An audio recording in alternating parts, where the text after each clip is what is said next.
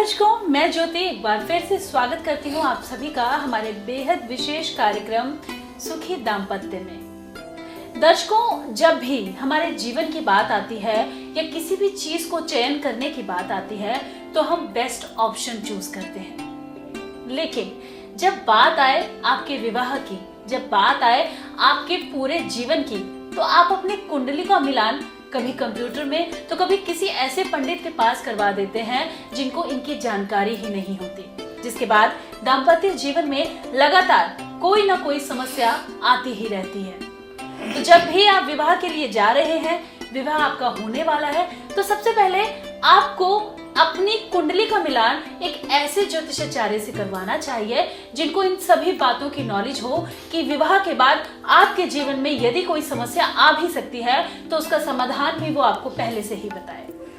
और ऐसी ही बहुत सारी जानकारी लगातार हमारे कार्यक्रम के माध्यम से हम आप तक पहुंचाते रहते हैं।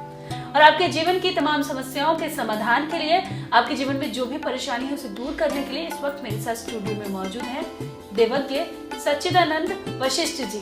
चलिए सबसे पहले मिलकर गुरुजी का स्वागत करते हैं। गुरुजी, बहुत स्वागत करूंगी कार्यक्रम में आपका। नमस्कार गुरुजी, जैसा कि लगातार हम बात कर रहे हैं दाम्पत्य जीवन के बारे में, दाम्पत्य जीवन में जो भी हमें गुण देखने चाहिए या कुंडली मिलान किस तरह से करना चाहिए, इसके बारे में आप लगातार हमारे दर्शकों को जानकारी दे रहे हैं। गुरुजी, आगे मैं चाहूंगी कि आप हमारे दर्शकों को इसके बारे में जानकारी दें। देखिए, हमने बहुत जानकारियां प्राप्त की हैं और उन जानकारियों के अलावा भी कुछ ना कुछ शेष रह जाता है। और उसके बाद शेष क्या रह जाता है, क्योंकि ज्ञान की कोई सीमा नहीं है, ज्ञान का कोई अंत नहीं है। तो जिस प्रकार समुद्र का अंत नहीं है, उसी प्रकार हमारी जिज्ञासाओं का भी कोई अंत नहीं है। अब देखिए, हमने कुंडली मिलान करने के बाद, ग्रह मिलान करने के बाद हमने सब कुछ देखा।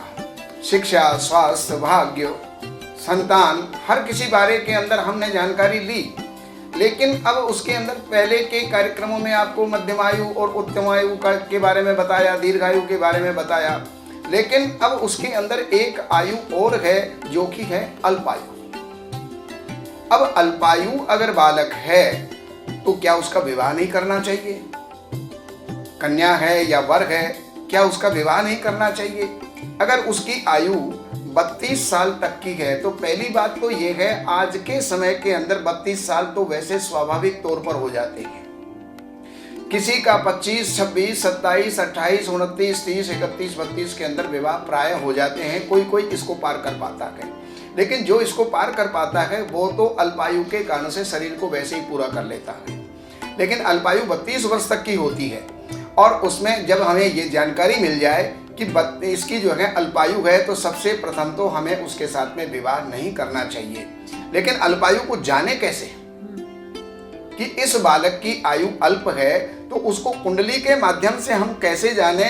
तो यहाँ पर शास्त्र और ऋषि हमारे बताते हैं कि कर्कांश का स्थिते मंदे जीवे दृष्टि समन्विते। जहां पर कर्क के अंश में नवमांश के अंदर मंद यानी शनि बैठा हुआ हो और बृहस्पति के द्वारा देखा जाता हो तो सर्प पीड़ा भवे तस्य षोडशाब्दान मृत्युम मदेत। तो उसको सर्प पीड़ा होगी, सर्प दंश होगा और वो 16 वर्ष की आयु को ही प्राप्त करेगा। तो 16 वर्ष की आयु को प्राप्त करेगा तो उसके बारे में तो हम विवाह की चिंता कर ही नहीं सकते, क्योंकि वो तो विवाह के बारे में जब हम सोचने लगते हैं उससे पहले ही वो अल्पायु को प्राप्त हो चुका। परस्पर क्षेत्र समन्वितो वा रंध्रेश लग्नाधिपतो न सौम्य और रीफा ऋगे वा गुरुणा वियुक्ते त्वष्टाब्द दशाब्दे निधनम प्रयाति। परस्पर क्षेत्र के अंदर जो है विद्यमान हो, कौन? परस्पर क्षेत्र के अंदर कौन विद्यमान हो? जो रंध्रेश लग्नाधिपतो न सौम्य, अष्टम स्थान का मालिक और लग्न का मालिक परस्पर स्थानों के अंदर हो। यानी लग्नेश अष्टम स्थान के अंदर हो और अष्टमेश वो जो है लग्न के अंदर हो और परस्पर और सौम्यो न दृष्टा, वहां पर सौम्य ग्रह उसको नहीं देख रहे, तो ऐसी स्थिति के अंदर और वो फिर छठे और 12वें अगर स्थान के अंदर हैं और गुरुणा वियुक्ते गुरु अगर उनके साथ में नहीं है या गुरु की दृष्टि के अंदर अगर नहीं है तो त्वष्टादशाब्दे निधनम प्रयाति, तो अष्टादश वर्ष के अंदर यानी 18 वर्ष के अंदर उसकी मृत्यु हो जाती है। ऐसे ऐसे योग हमारी कुंडली के माध्यम से देखने को मिलते हैं। गुरुजी, अगर किसी व्यक्ति की आयु अल्प आयु है तो क्या शास्त्रों में ऐसा कुछ निहित है जिससे उसकी आयु वृद्धि हो सके?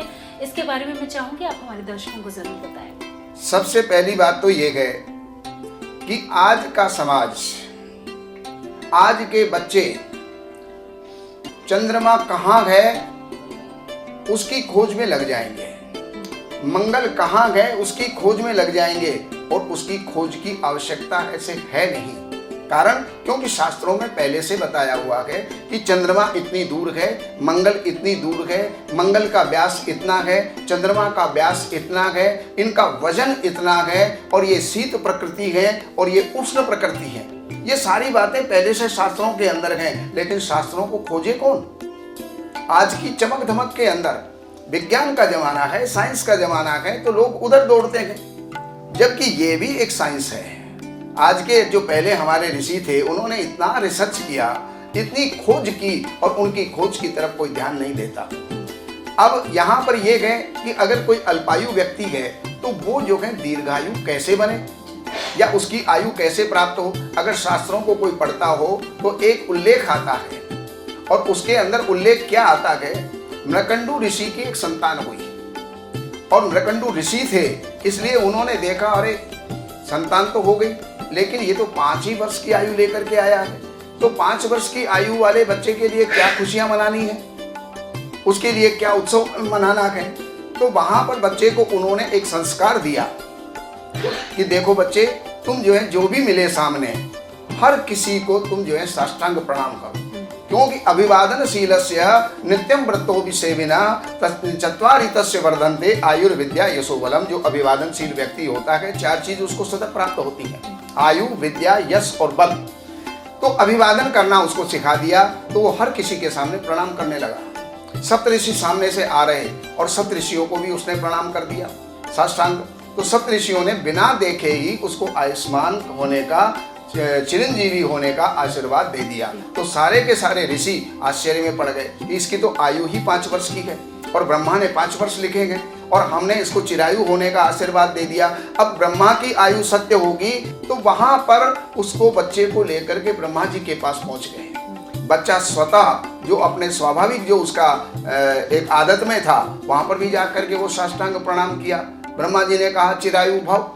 तो सारे जो ऋषि थे वो वहां पर प्रसन्न हो गए कि अब हमारी चिंता दूर हुई। अब ब्रह्मा जी ने जब देखा तो वो भी चिंता में पड़ गए कि मेरा लेख मैं कैसे मिटा सकता हूँ। तो उन्होंने उसको एक संस्कार दिया, एक बात बताई कि बेटा तुम ओम नमः शिवाय का जप करो, क्योंकि छोटा बच्चा था, 5 वर्ष का बच्चा था, वो वेद के मंत्र तो पढ़ नहीं सकता था, इसलिए उसको इतना ही बताया ओम नमः शिवाय। जब 5 वर्ष का हुआ और यमराज उसको लेने के लिए आया, तो उस समय पर वो भगवान शंकर की पिंडी के लिपट करके और कहने लगा त्राहिमाम त्राहिमाम। भगवान शंकर वहां पर प्रकट हो गए, क्योंकि बच्चा भगवान का ही रूप होता है, और वहां पर जो है वो प्रकट हुए। उन्होंने कहा क्या बात है कि ये मेरे को लेकर के जा रहा है।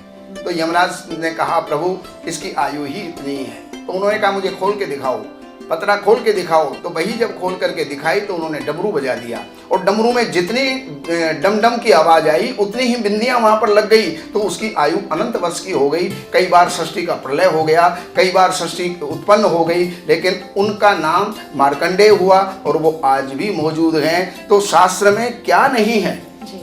जी तो बिल्कुल गुरुजी, बहुत ही अच्छी जानकारी दी आपने कि यदि दाम्पत्य जीवन को अच्छा बनाना है और आपके पास सब कुछ है लेकिन आयु नहीं है, तो उसका भी आप क्या करेंगे। तो गुरुजी, इस तमाम जानकारी के लिए और बहुत सारी जिज्ञासाएं जो लोगों के मन में उठती रहती हैं, जो सवाल लोगों के मन में उठते रहते हैं, उन तमाम सवालों के जवाब देने के लिए आपका बहुत बहुत धन्यवाद। नमस्कार। तो बिल्कुल दर्शकों, हमारे कार्यक्रम के माध्यम से हम लगातार आपके जीवन में जो समस्याएं, जो परेशानियां हैं, उनको दूर करने का प्रयास करते रहते हैं। गुरुजी आपके लिए रोजाना कुछ ऐसी बातें लेकर आते हैं जो आपके जीवन को बदल सकती हैं। और अगर आप गुरुजी से व्यक्तिगत रूप से मिलना चाहते हैं तो आप गुरुजी से अपॉइंटमेंट लेकर मुलाकात भी कर सकते हैं, ताकि आपके जीवन में जो समस्या चल रही है उसका समाधान आपको मिल सके। लेकिन अगले एपिसोड में गुरुजी क्या बताने वाले हैं, किस विषय पर गुरुजी चर्चा करने वाले हैं, ये जानने के लिए जुड़े रहें हमारे साथ। नमस्कार।